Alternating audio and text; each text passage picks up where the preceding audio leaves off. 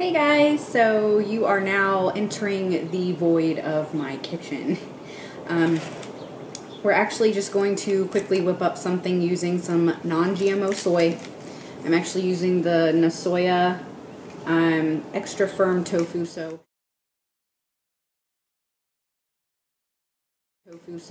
first thing we're going to want to do is get all of the water, you hear that? Get all that water out of there, all the moisture out of the tofu so that it's easier to cook up.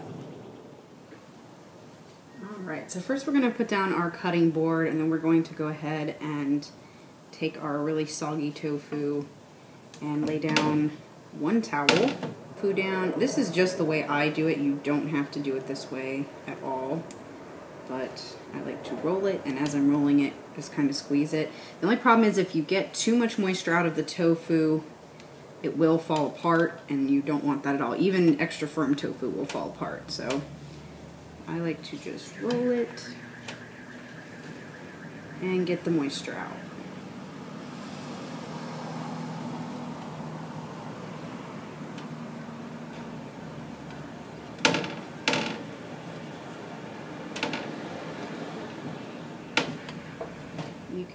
So the next thing we're going to want to do is gather up the rest of our ingredients. So the next thing we're going to need is some mushrooms. So go ahead and get your mushrooms.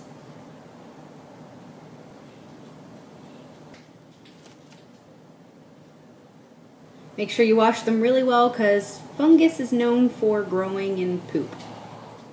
Alright, so once you have your very well rinsed bowl of mushrooms, then we're going to chop them up. So go ahead at this point and go ahead and take your mushrooms and remove the stems, which should be pretty simple to do, except I messed that one up, of course, because I had just said it's simple. Usually you can kind of get in there and twist them out. Yeah, like that. See? And you can actually save the stems to add a little bit of bulk to your meals. If just make sure you wash them really well, just chop them up, and whenever you're making a stuffed pepper or tomato or any kind of dish like that, you can chop these up for a little bit more of a filling. I use them when I make stuffed mushrooms as well.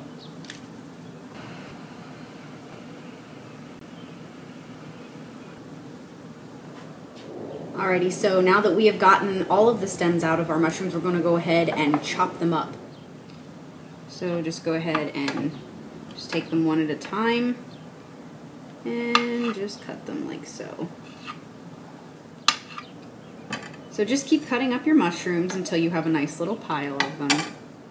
Alright, so now we're all done chopping up our mushrooms, and we have a nice pretty little bowl of mushrooms that we're going to toss into. You can toss them into quinoa, brown rice, white rice, any kind of rice blend or grain blend that you would like to whip up. So while we're getting ready to cut up the tofu into nice thick satiating slices, we're going to go ahead and preheat our oven to 400 degrees. So now we're going to go ahead and cut up our tofu into nice thick slices that we're going to bake to lay over top of our stir fry. So start by unwrapping your tofu. And you can see that it's a little bit drier than it was. The good thing about baking as opposed to pan frying it is not only does it keep a little bit more of its nutritional value and you're not frying anything, but also the heat in the oven helps to take some of the moisture away for you. When you try to pan fry tofu that's not completely dry, it takes quite a while. So you just want to go ahead and get your knife, and I would say cut it into 1/2 inch to inch thick slices, whichever you honestly prefer. But these will be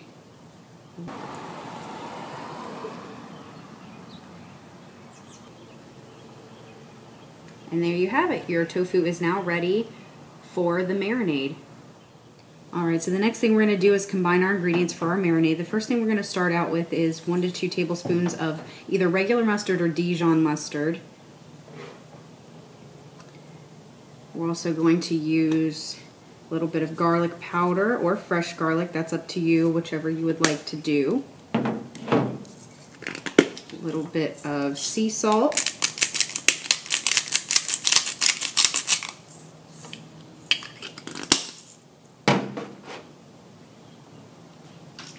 Bragg's Healthy Vinaigrette. We're going to use probably about 1/4 cup of this.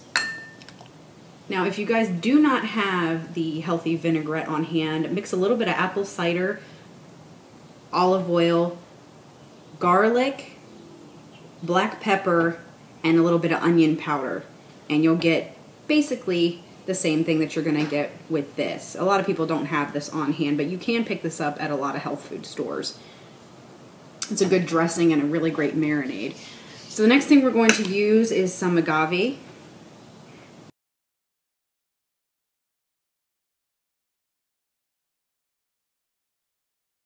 Alright, so next we're going to go ahead and take our nonstick baking sheet, and we're going to go ahead, place our little dish on here, and we're going to dip each tofu slice into the marinade and just place it onto the baking sheet.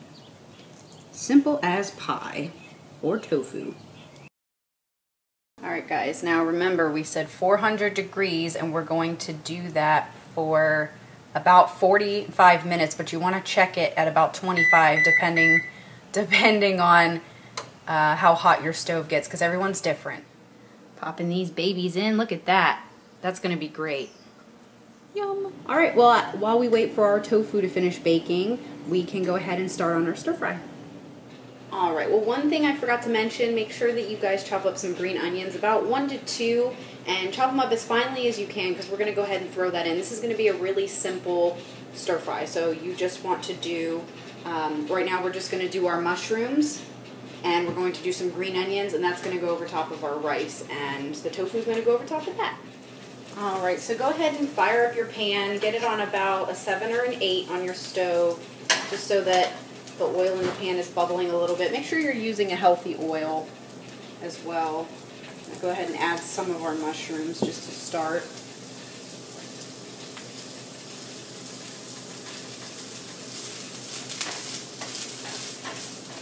Brown them. And while these are in the pan, browning a little bit, you can add some black pepper and some sea salt. Give them just a little bit more flavor. Not too much salt because we don't want to overdo it with the salt in this recipe. But you find a lot of, unfortunately, a lot of Asian dishes over here in the U.S. you're going to find a lot of MSG or far too much sodium. You really don't need that much.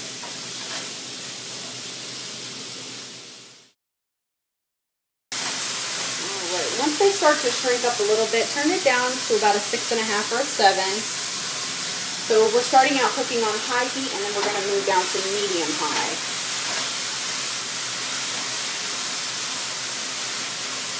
And you do want to let them sit for a bit. Don't be stirring them constantly, because it won't let them brown at all. And it won't let them absorb any of the black pepper, sea salt, or onion flavor. Just want to let them sit for a bit.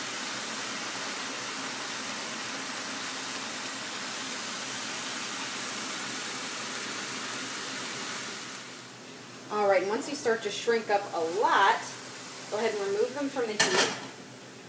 Grab your rice or your quinoa that you made from the night before.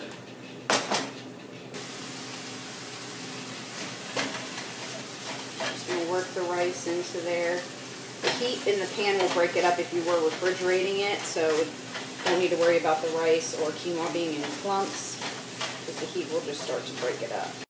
And this is actually where we're going to add our non-GMO Sanjay tamari soy sauce, which is non-GMO project verified.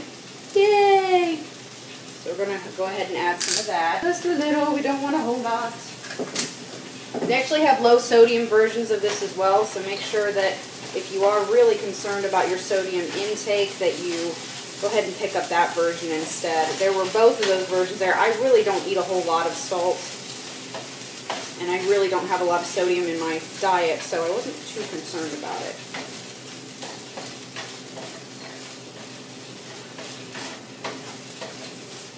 So while you're waiting for your tofu to finish baking, you can go ahead and whip up something to add to the side of your dish, like some miso soup.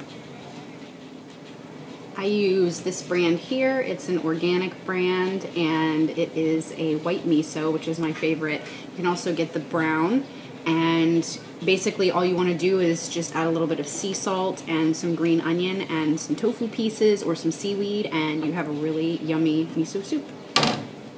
So there you have it, guys. I hope you really enjoy this recipe. It's super fast, super simple, and of course super healthy. Thanks for watching, guys, and be sure to stop by my channel and subscribe. Love you guys.